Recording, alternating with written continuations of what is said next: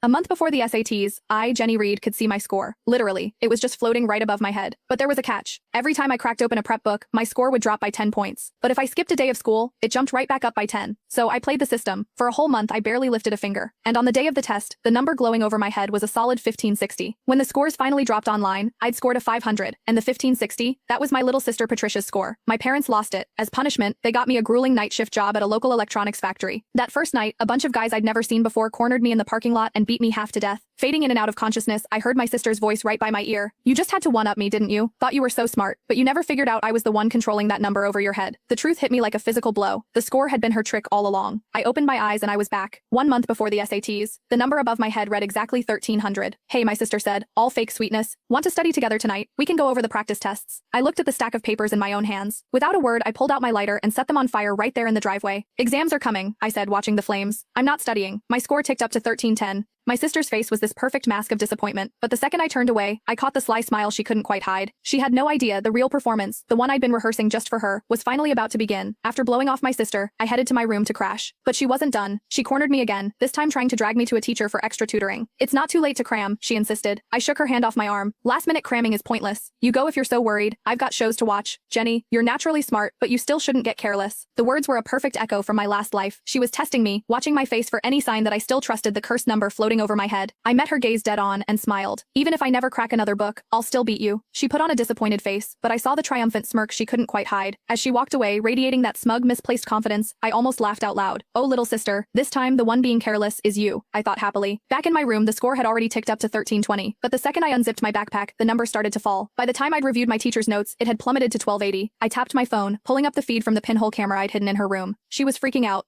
"Why is it dropping so fast?" I knew she was lying. She said she wasn't studying, but she's obviously grinding right now. "Why doesn't she believe the score?" A cold, unfamiliar voice answered her. "Why are you panicking? Once it drops below 1000, it'll detonate right on top of her. Studying is basically a death wish." My blood ran cold, but my sister looked thrilled. If she gets blown up, she deserves it. Who told her to start studying and mess with my head? Staring at the falling number, my mind raced. I had to find a way to fool this thing, and fast. I spent the next hour trying everything. No matter what I did, the moment I engaged with any study material, the score kept dropping. When it hit 1000, it flashed a violent warning red. Pure adrenaline shot through me. I slammed my books shut, grabbed my stuff, and booked it to an all-night bar downtown. I didn't breathe easy until I saw the number climb back to 1530 on the reflection in my phone. And right on cue, my sister noticed it too. On the surveillance feed, she looked unbearably smug. I knew that idiot would fall for it. She's probably out partying right now, thrilled that her score is going up from slacking off. She actually thinks she's going to score a 1530. That's my score. Watching her celebrate, I let out a cold laugh and killed the feed. She had no idea I just cracked the code on how to cheat the score over my head. The real game was about to start. I let the chalk clatter onto the floor. Stretching out on the plush sofa in the bar's private room, I looked over the walls I'd covered in formulas and equations.